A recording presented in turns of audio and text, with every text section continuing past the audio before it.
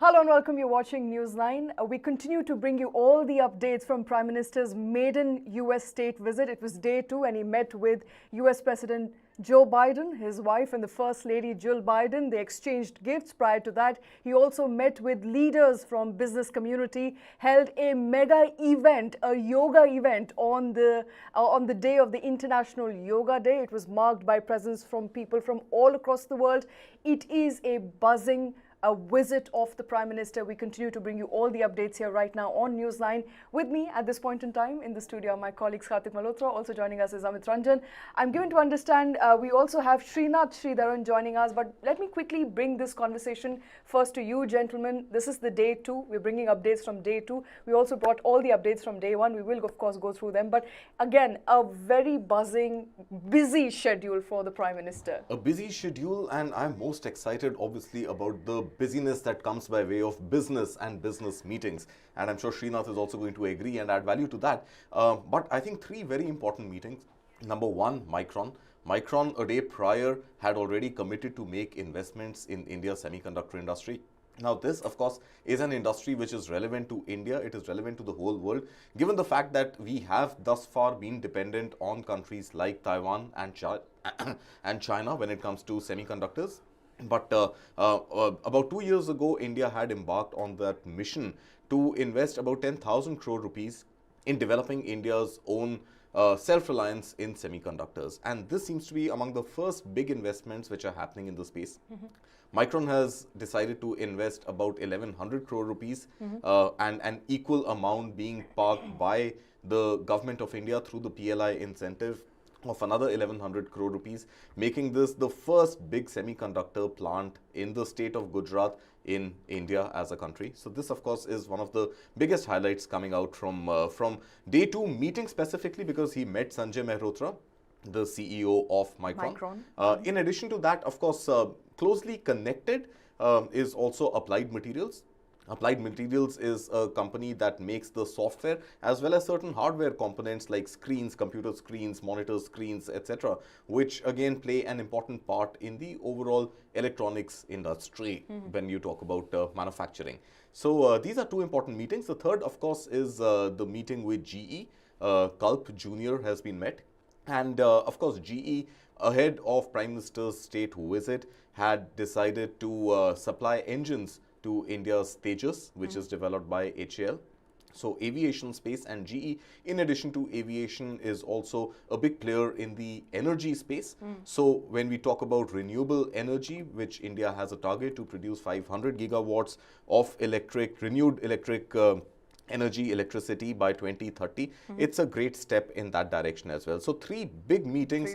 And of course, in addition to that, the meeting with Joe Biden, Jill Biden and the family, and of course the layout of dinner and the exchange of gifts. Of course, that is standard practice. But on the business front, I think these are 3 very, very prominent very crucial second-day meetings which continued overnight. It was a very packed schedule for the Prime Minister. I want to quickly, specifically touched upon semiconductor, Amit, and this is going to be not a manufacturing facility, it's going to be a packaging and testing facility? Packaging and testing.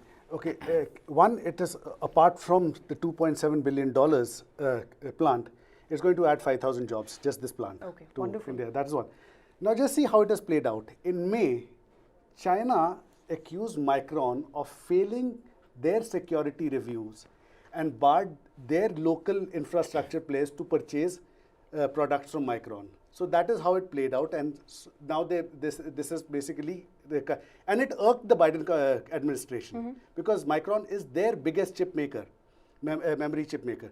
So that is how things have played out, and India has taken advantage of it. And overnight, basically, the PLI was put through, and this has happened. So yeah, so it's a testing and packaging plant to start with.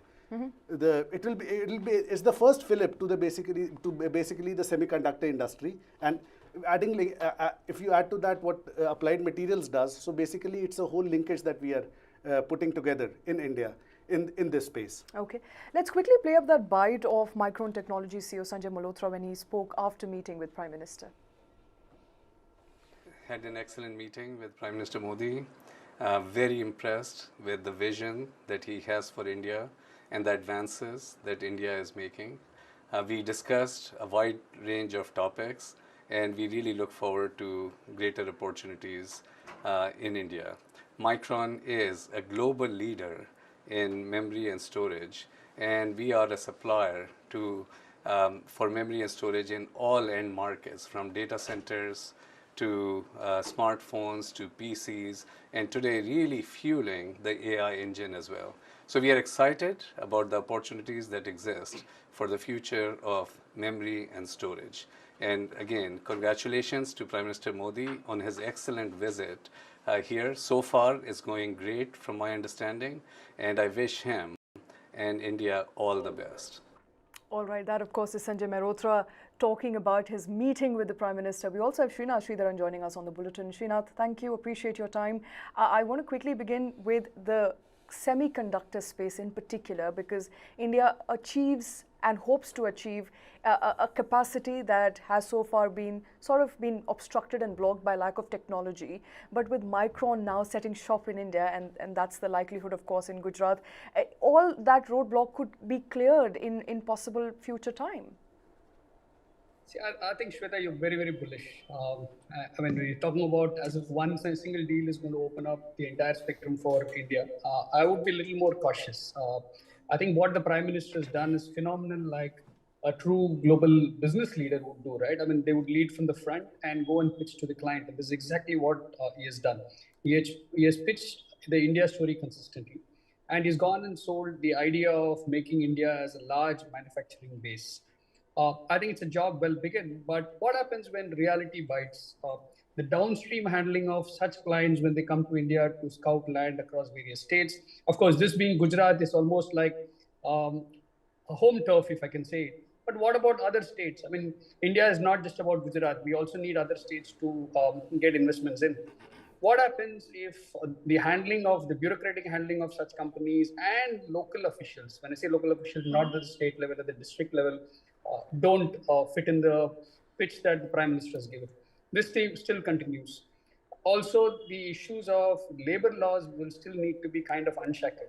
And this is where I want to bring in the concept of social cost of technology. Manufacturing has brought in so much of automation that you cannot really employ thousands and millions of workers in the factory. So how are we going to balance that political optics of saying we have a great large semiconductor plant, but a plant can run with just 100 people in it and produce billions of dollars of exports? How are we going to handle it politically? And that's a challenge that we still haven't grappled. To me, the entire concept of PLI is a great concept. We are giving incentives, but it is really not taken on scale because of some of these issues. So I think semiconductor is a great start. We need it. Our consumption on semiconductor as a value additive is increasing and will increase for the next 20 odd years. We will need more and more brands to come in, but we don't necessarily have them yet until we solve for non-Gujarat manufacturing outside of other states.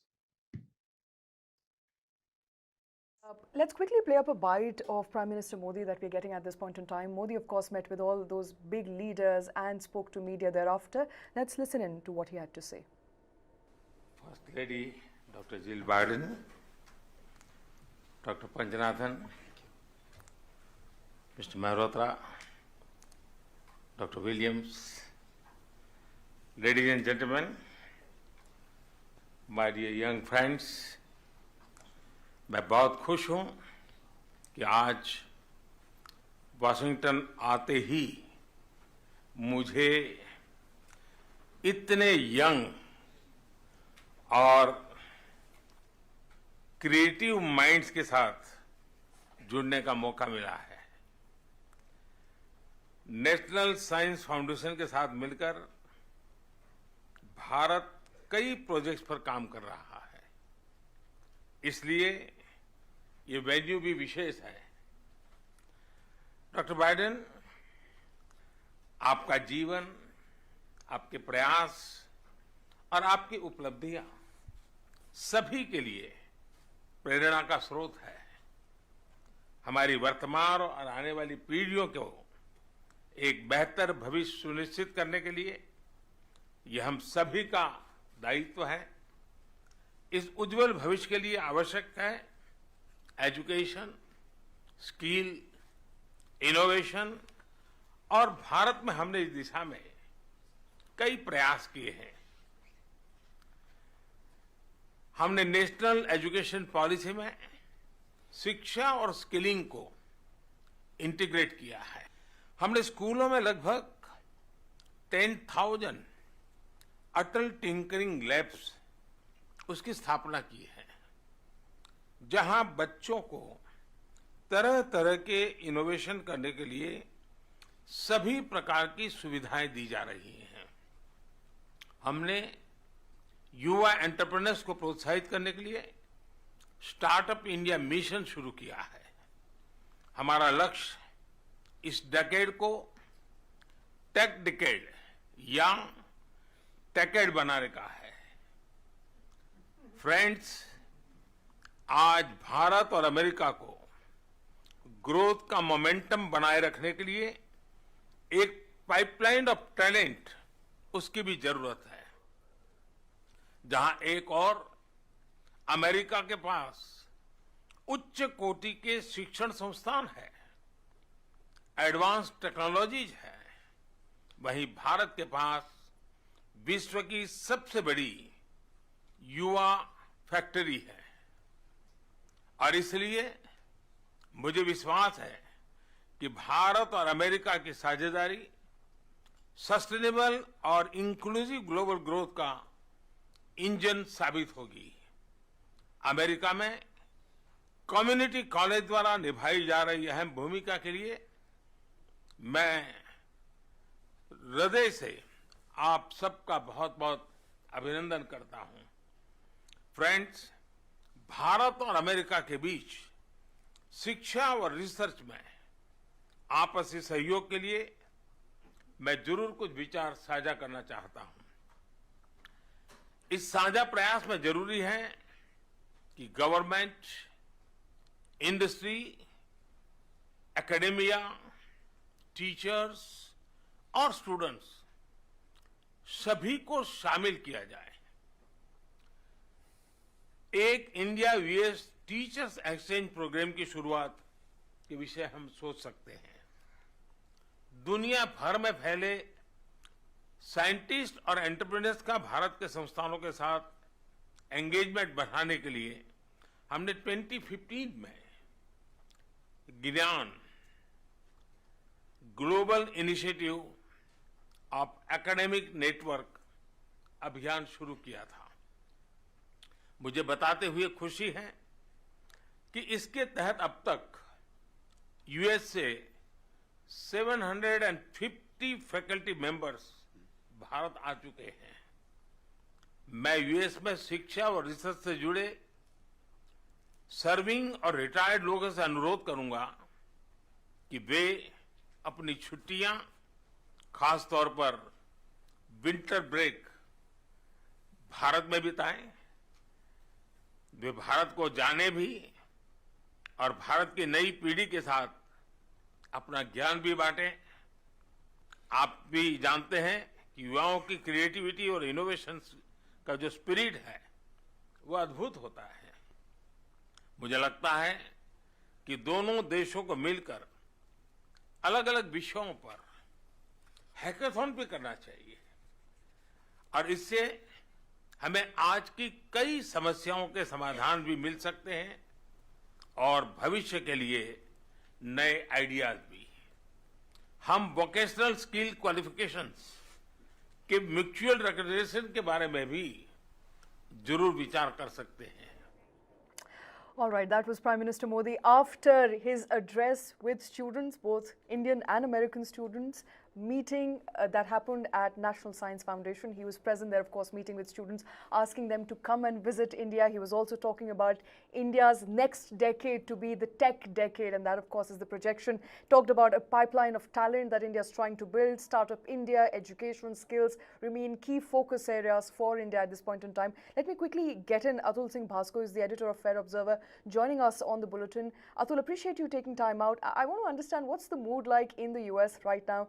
It's the second day is concluded. We are hoping the third day would be as busy as the first two. But what meetings are in the pipeline? What's the mood like?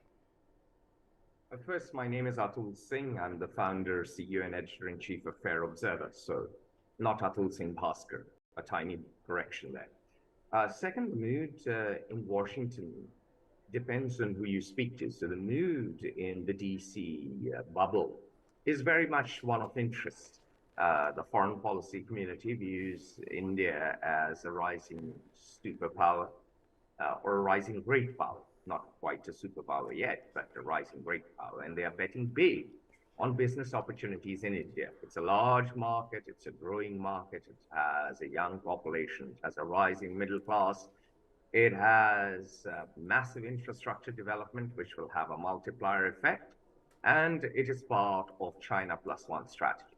So the mood in the DC, and DC is really a small town, so the mood in the DC professional, diplomatic, business, intelligence, and military community is really one of opportunity. The mood amongst the Indian Americans, of course, is far more euphoric because for them, it's a matter of great pride that an Indian Prime Minister is having a state visit, having the red carpet rolled out to him. And the Prime Minister also does a good job reaching out to non-resident Indians. He's, after all, a Gujarati, which has had a large diaspora over the centuries.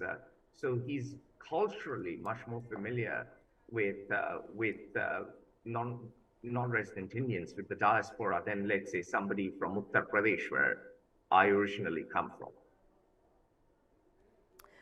All right, Atul, of course, a sense of euphoria amongst Indian diaspora, especially Gujarati diaspora living in the US. But I want to quickly bring in an important, interesting point that was mentioned by Srinath, and that is with respect to India's preparedness. While we're talking about large investments from Tesla to Micron, how prepared are we in India in terms of reforms? And you coming from UP, which is a state which many would say is a laggard when it comes to reforms. How prepared are we on from land reforms to reforms, when we talk about larger business space in India? States are doing well. India has many stories going on at the same time. There is the India story, but then there are the sub-India stories. So would Gujarat be able to handle the investment? Of course, Gujarat has been entrepreneurial going back to the Indus Valley civilization. You have Lothal, you have Dholavira, you have coins from Mesopotamia. And of course, all through medieval times, Gujarati merchants were the kings of the Arabian Sea. So Gujarat will be fine. Tamil Nadu will be fine. I'm sure a few other states might be all right, but a number of states are not efficient enough. Land and labor problems are huge. Yes, we are sorting out our infrastructure problems, and we can thank the government for it.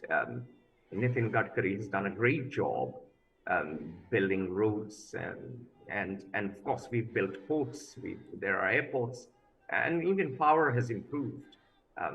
But, and here's the big but, we still have an overweening bureaucracy, and entrepreneurs like me don't want to deal with it. So we want, or the business community, of course, wants to come to India. But within India, there'll be competition for investment. There'll be winners and there'll be losers.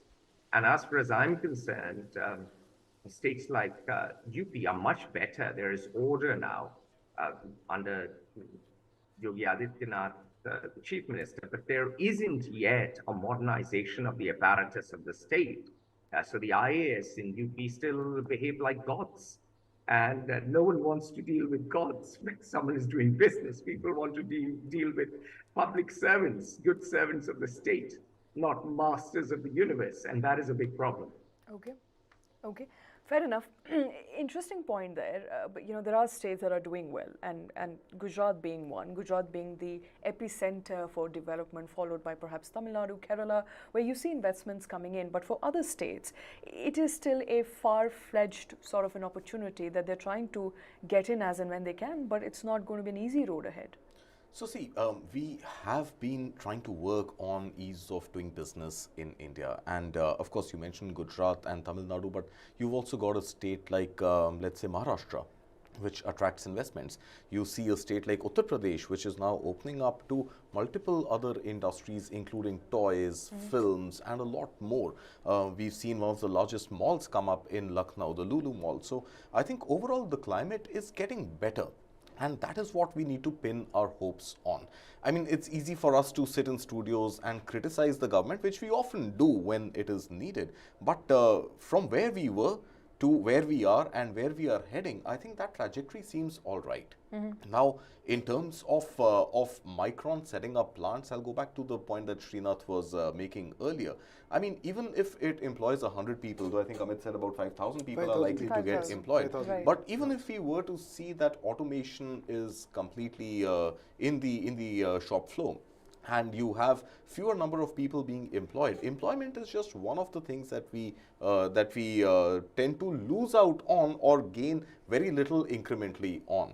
But you are sort of relinquishing your dependence on the rest of the world, Right. on China, on Taiwan, for semiconductors. So the case in point here of Micron, I think I would welcome it wholeheartedly, because at least it is an initiation of a mission that we had set out for ourselves, and saying that we are going to be self-reliant when it comes to semiconductors. I understand one factory is not going to do it, right? It'll only have limited capacity. But it does It's boost going to sentiments. It'll boost sentiment, and it'll take a few years for that factory also to start producing and delivering what is expected of it. But you know, one comes, like you said, it boosts sentiments. It opens up the opportunity for many more to also partake. So on that point, I think slight disagreement, Srinath. While a lot more needs to be done, but I believe that that we are at least heading in the right direction finally. And with the greenbacks coming back into the Indian economy, I think our overall export potential also increases. Srinath, let me quickly get a reaction from Srinath first. Yes. Yeah, Karthik, I mean, while I think we should celebrate every single company or factory setting shop, there is a far deeper, wider problem that we still don't want to talk about it for political optics. That our Indian productivity is very, very low compared to a lot of other markets, including Vietnam. Our power tariffs are far more expensive than Vietnam, forget China. The turnaround time in our ports is far slower than markets, including Bangladesh. And let me address productivity being very, very low. And there's a mindset issue to it, right? Traditionally, India has been a very large domestic consumption market, but with lower ticket size capability. As well as we always accepted, when I say we, more the entrepreneurs who had factories and businesses, that trade barriers will be there, and we are okay with poor or low quality and longer wait times. I mean, people would talk with pride that they waited for 10 years to get a landline, wait for 10 years to get a Bajaj scooter. Guess what has happened? I mean, in the digital space, we have moved far quicker, that everything is on demand.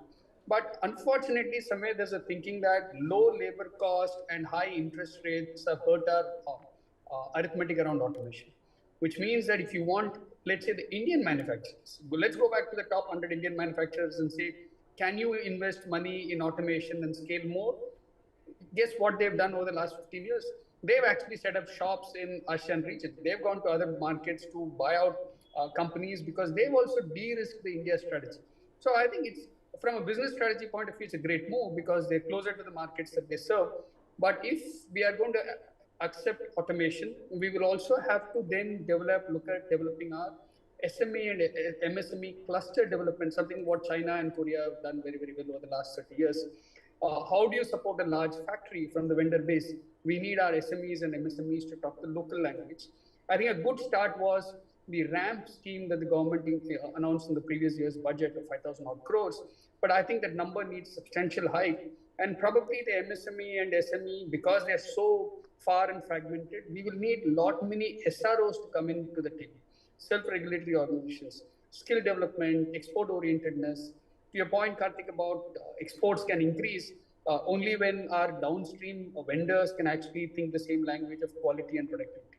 Our productivity, unfortunately, is very, very low, and which is why a lot of manufacturing bugs don't come in. Okay. It's not about cheap land, it's not about incentives, it's none of those. You can throw under 10% tax break also, but it's a lot more about productivity. Okay, but how do we improve that? Of course, enabling SMEs is obviously, I completely agree with you, Srinath. But then SMEs will be further incentivized only when there is a big factory being set up in India that they become potential vendors too. And I think overall, with global competition coming, and overall, with global brands setting up their shop in India, it builds a case for the productivity that you talk about to also increase. Otherwise, they are going to look at vendors outside of India and their investments in India are not going to be sustained. So overall, the whole ecosystem would build only if that confidence is there that there is a big plant being set up that the SME needs to supply to. And that is the celebration that I'm talking about. Of course, we know there are inherent challenges, but perhaps not the same level of challenges that we faced pre-license Raj or even in the 1990s. Things are definitely improving. If not the best in the world yet, we are definitely shoring up these skills to try and become the best. Fair enough. I think from the license Raj, if you think license Raj has gone away, no, I don't think so. I think talk to any SME guy, access to credit is still a challenge, access to the local rules and regulations and rule book being thrown at him for every small minor infraction, and corruption still does rule there. Yes, a great thing is the decriminalization of a lot of rules and regulations have happened consciously at the national level. But again, how do we bring it down to the local level? That's a challenge. The largest, I think, labor reform that we will need is cluster ownership, right? Bulk of Indian SME or manufacturing is concentrated on firms with less than 20 workers. It's a license Raj thinking of where your taxation is lower and you've been able to do away with certain regulations, including simple things like PF being provided and stuff like that. But whereas if you look at how China or Korea or Vietnam have grown, is bulk of their SMEs are about 1,000 employees, 1,000 workers or more. I think that's where we'll have to change our rules and regulations. How do we enable our SME? Just because we have the word called small doesn't mean that they have to stick to a family kind of setup, right? They can grow to a large number of workers. And that's a big challenge that we need to bring in. And again, access to credit, while we have been doing a lot of those conversations, I think it's also the inherent nature of Indian banking system. Globally, the large corporates and governments don't borrow from their own banking system, they borrow from the bond markets. Whereas in India, our banking system is so skewed towards the government of India being one of the largest debt kind of borrower in the domestic debt market and the large corporates. The individuals and the SMEs are kind of nudged out. I mean, you can show me all the statistics that we will throw saying that we have been helping MSME and SME, but I think a lot more needs to be done. I think we probably need to bring in a 5 or 6% compulsory ratio that all banks should have MSME exposure, apart from what we do as priority sector lending. I mean, if we are focused on MSME. Isn't that the double-edged sword that banks at one end need to control their NPAs and their exposure to risky loans being given out, and yet have a mandate of X amount only to be given to SMEs? While I agree with you, see, I think fundamentally we had focused for the last 2 decades or so, maybe more than that, on our services side. While we had pretty much accepted defeat to China being the manufacturing factory of the world, India had played its cards well on the services side. Now we are looking at making that pivot. If not a pivot, we are looking at adding manufacturing in as much capacity as services to give a boost to the economy. So the land reforms, the labor reforms, of course, are work in progress, and it's not going to change overnight. And I agree with you, and I'm completely with you when you say that these are problems and these are challenges that we face here in India. But I think that pivot from services to manufacturing and adding manufacturing along with services is going to be something that we have to tread on and achieve as we move along. But there is also this issue of banks keeping their books clean, absolutely pristine, and we've seen NPAs coming down, by way of which SMEs are indeed looking outside of banks and picking up more expensive loans to credit their growth or finance their growth. So I think these are challenges, and we will have to see how we tide over every one of them.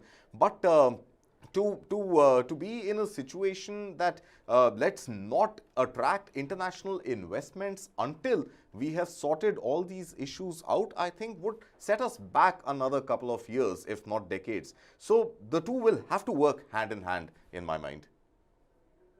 That's true, absolutely. I think three will have to work hand in hand. I mean, I'm adding the third layer, which is the state. Okay. At every state, here it's the central government, the Prime Minister himself leading from the front and bringing in, let's say, the accounts of the order book, so to speak. But the states have to translate that into reality. And the third one is the Indian industry, which is the value chain, SMEs and MSMEs. I'm not worried about the first or the third. The state is the challenge. A lot of states still don't have their core proposition of what is it that they will do in their state. What is the sector or what is the industry that they will build? And which is what I earlier alluded to, cluster type of development. What kind of MSMEs and SMEs do we need to build in, let's say, Maharashtra, in Gujarat, in Tamil Nadu? If each of these states bases its skill set, its talent pool availability, and the weather patterns and the availability of natural resources, if they can have a strategy, so to speak, I think why do we then need to speak only about a Gujarat or a Maharashtra or a Tamil Nadu? I mean, all our states and union territories can deliver global products. That's a reality. Okay. Interesting proposition. State should be a focus. Focus, of course, should be to roll out red carpet. You know, shifting focus back to more business leaders that Modi met. One of them was, of course, the CEO of Applied Materials. And I want to quickly get in Krishna's reaction on this. Krishna, they announced an innovation center in India. Now, Srinath is of the belief that unless we mitigate some homegrown challenges, they look like big promises on the book, but do not really translate into investments, job or opportunities for people. I think that's a valid concern. But at the same time, when a global CEO, makes a promise on India and bets on India, that of course is good news. Oh, definitely. And India has a potential to be a global research and development hub and innovation hub. That's been said time and again. But as you're rightly pointing out, so much has been said about it, but not being done enough. In fact, if you take a look at the papers today, Hyderabad has got to two companies investing in R&D centers in Hyderabad. And that's the kind of future that we're looking at. So the fact that the head honcho of Applied Materials has gone ahead and announced it, to me, doesn't come as a surprise, because there are so many companies from all kinds of sectors, from technology to pharmaceuticals to other fields, who are looking to set up their research and development and innovation centers here in India. Some of them already have, and there is huge potential, and just not enough has been done about it. Because even in Chennai, for that matter, you keep talking about Tamil Nadu, not enough research and development hubs are being set up in a tech capital like Chennai, not even Bengaluru for that matter, not enough.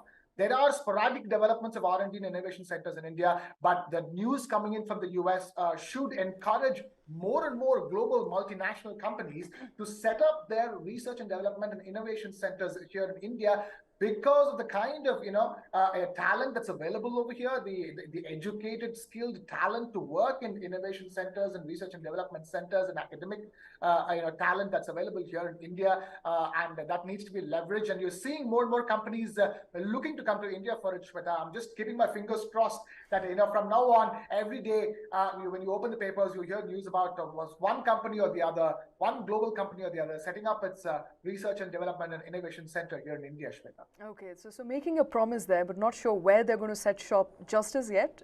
There will be an announcement very soon from Applied Material. Let's quickly listen into that bite that's come in from the President CEO, Gary Dickerson, after he spoke to Prime Minister.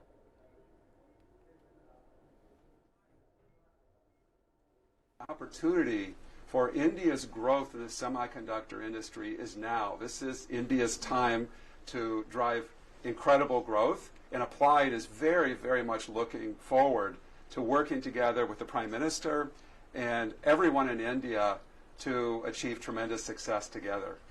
India is a trusted partner, so I think whether it's Applied Materials or many companies around the world, they see the trust and also the tremendous talent that is there in India. And I just deeply believe this is India's time to shine. We will be announcing soon a new innovation center in India. With Applied Materials, we'll also bring global partners into this new innovation center. And this innovation center will really be focused on innovation in the equipment. And we have very high confidence. In equipment, that of course is the big bite that's coming in from Applied Sciences, Applied Materials for that matter, not Sciences, but Applied Material. We want to understand, for the benefit of our viewers right now, What does it mean? What does Applied Materials setting a innovative center in India means for India? So I think broadly they're talking about an R&D center. It's talking about what kind of new materials can be used in electronics, and really innovating on those materials and coming out with new solutions for the electronics industry. So I understand Applied Materials is a company that works on computer screens, works on monitor screens, and largely the outside material, the display material that goes into electronic components. Making electronic That's right, electronic goods. Right. So yeah, I think again we are talking about a pure science company investing, a pure innovation company investing in India, and yeah, I think it goes hand in hand with, let's say, Micron's investments. So it pretty much looks at the forward and the backward integration, where there is an outside casing and display screen manufacturer who also incidentally has a software arm which supplies software for microchips, and we are looking at Micron, which is a pure play semiconductor player. So overall, I think we are talking a good sort of scenario building up for the electronics industry from India. And to my understanding, Amit, I think this is one of the biggest surprises and an announcement that could come in, because India lags majorly in R&D. Yeah, in R&D and in microchip semiconductors industry, by 2026, the local demand for semiconductor chips, Indian demand, will be 64 billion. None of that is being made in India as of now. That's I'm talking to 2026. So there is a huge domestic market that companies can cater to. And I'll add to another thing with the coming of Micron. There are two Indian companies that are going into the microchip space, Tata's and Sahasra Semiconductors. Sahasra has one of its plants in Noida itself. So yeah, so I believe, adding to what Srinath said, if it takes one big one to come for others to follow. And so it will not just be 5,000 jobs, it will be much more than that as things play out. Okay. Let's quickly get Srinath here. Srinath, you know, India has been hoping to get and make semiconductor in-house, in India, indigenously. There have been challenges, and some of these challenges are on the back of the lack of technology that many applicants have not been able to fulfill. There were, of course, certain obligations you had to fulfill in order to get the PLI scheme that was rolled out, or the incentive that was rolled out by the government of India to make semiconductors in India. Do you think that roadblock has sort of cleared now, or India has a long way to go before we start making semiconductors here? So I think we're going to have some way to go before we start making our own semiconductor. I think the PLI scheme and the conditions that we have put up is to safeguard our own geopolitical interests, which I think are very, very fair. We can't be dependent on one single nation or one single manufacturer. But the larger, deeper root cause, I think if we analyze, goes to the fundamentals of the Indian engineering education. I mean, we all boast of the very, very popular or globally known Indian diaspora CEOs, all of them in areas of technology and banking and finance. Name one engineering leader that we keep talking about. I mean, we churn out our IITs, turns out a lot of engineers, and most of them seem to become actually bankers and financiers. Engineers rarely stay the course. I think we will have to introspect, saying how many patents do we file? Why are our patents in single and triple digit from IITs, and why not in 4 and 5 digits? I mean, I think that's the fundamental nature. While we might all think NEP will change the course, it is going to take under 5 to 10 years before we can see these patents coming ahead. And also, I think somewhere the government had spoken last year about reforming the Indian Patent Office. The way it functions and to fast track patents is something that we still need to see much of results. A lot of conversations have happened around it, but we don't see results as of yet.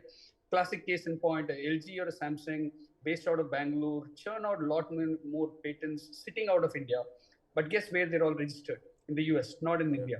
So something is fundamentally wrong. We need to connect research and development as a skill set in our education base, which we don't have. And let's also face it, corporates do not invest a lot of money on R&D. That's a reality. It's almost like lazy taxation. Everybody would say, give me a tax break and I'll do something about it. But we don't have great R&D effort. And so I want to just leave it open. Is it because of our Jugaad mindset? Jugaad is not innovation. Jugaad is a quick fix. Is it because Jugaad worked for us for so long that we still get carried away, but we will get away with the scenario? I think we'll have to go to concentrated, design-led innovation as a mindset rather than just jugaad. I think that's where our fundamental challenge is. Okay.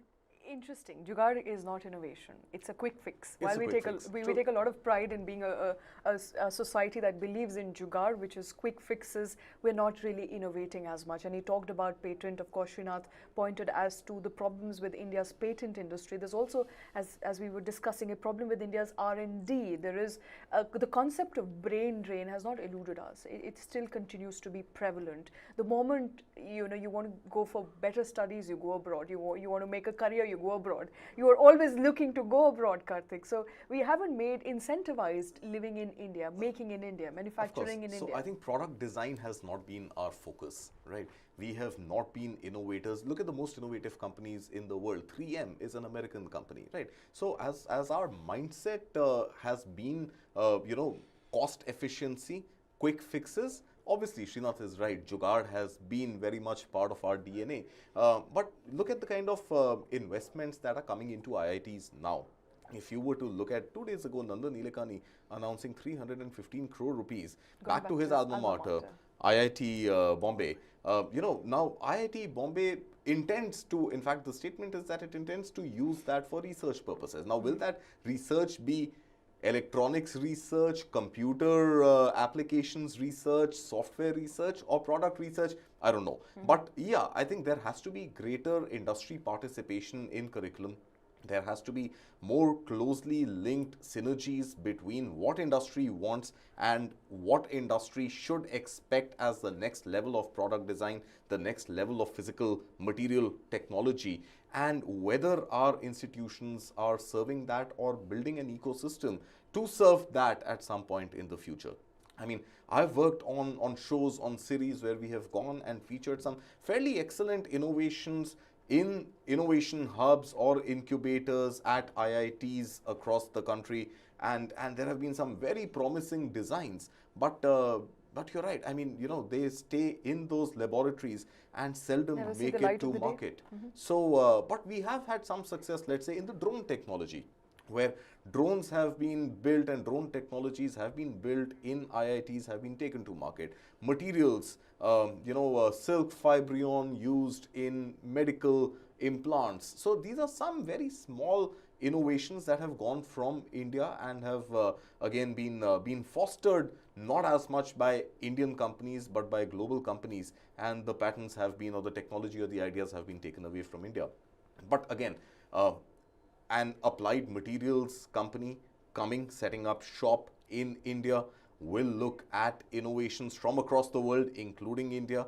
And with these investments, with these setting up of shops, there could be one window of opportunity for IIT laboratories and students filing for patents to look at investments from.